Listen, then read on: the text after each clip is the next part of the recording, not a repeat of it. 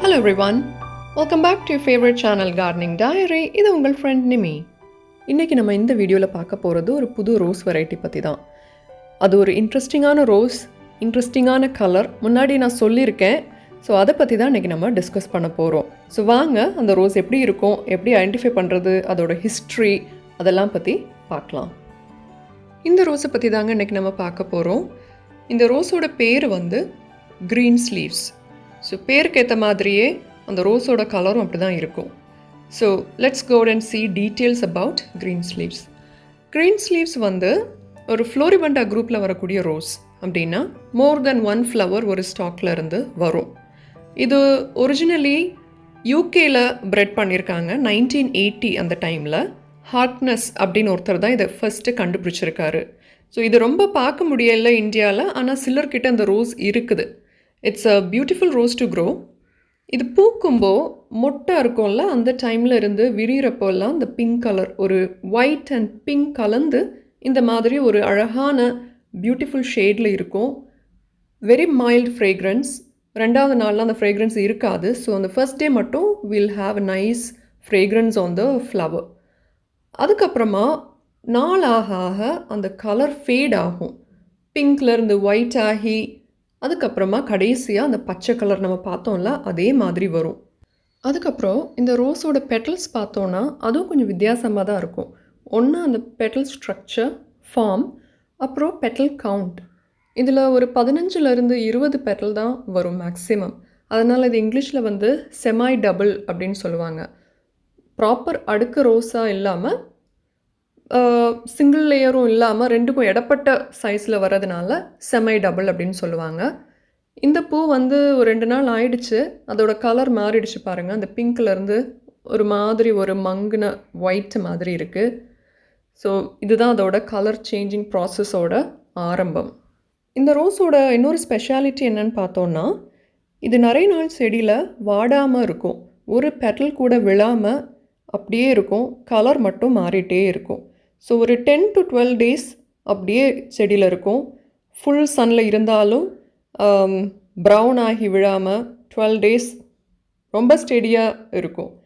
இது இப்போது ரீசெண்டாக அக்டோபரில், இந்த மாதம் ஏர்லி அக்டோபரில் எடுத்த கிளிப். ப்ரூனிங் அப்புறமா வந்த க்ரோத்தில் இருந்து வந்த ப்ளூம்ஸ். இதோட கலர் சேஞ்ச் அந்த க்ரீனுக்கு மாறும் இல்லையா? ஸோ அந்த கலர் வந்து டார்க் க்ரீனாக வரும். நான் ஃபஸ்ட்டு பார்த்த ஃபோட்டோ மாதிரி. So depends on the weather. அது வந்து சம்மரில் எடுத்த ஃபோட்டோ, லைக் மார்ச் ஏப்ரல் டைமில். ஸோ அப்போ உள்ள ஃபோட்டோவில் அதோட க்ரீன் ரொம்ப டார்க்காக இன்டென்ஸாக இருந்துச்சு. ஆனால் இப்போ உள்ள வெதர் கண்டிஷனில், ஏன்னா வெயிலே இல்லை, இட்ஸ் பீன் ரெய்னிங், இடையில ஒரு நாள் வெயில், அப்புறமா மறுபடியும் மழை, அந்த மாதிரி இருக்கும்போது அந்த க்ரீன் வந்து எனக்கு ஃபஸ்ட்டு சம்மரில் இருந்த மாதிரி வரல. ஸோ இது வந்து கலர் சேஞ்ச் ஆக ஆரம்பிச்சுட்டு, பட் அந்த டார்க் க்ரீன் வரல. இட் இஸ் பேல் க்ரீன், ஒரு லைட் க்ரீன் ஷேடு தான் எனக்கு கிடச்சிது 10 daysக்கு அப்புறமும்.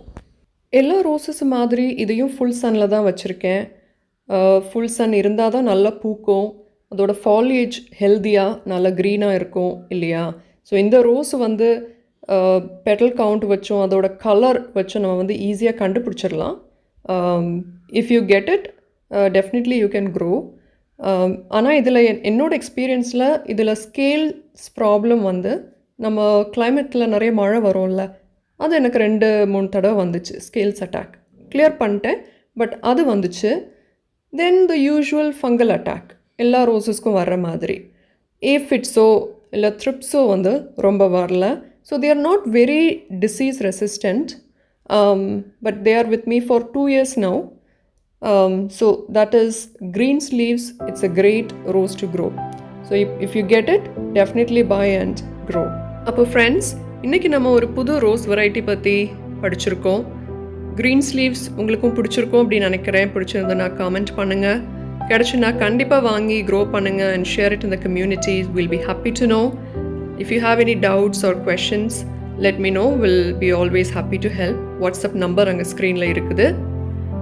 மறுபடியும் I'll come back with another interesting video, most probably the fertilizers. So stay tuned for that videos.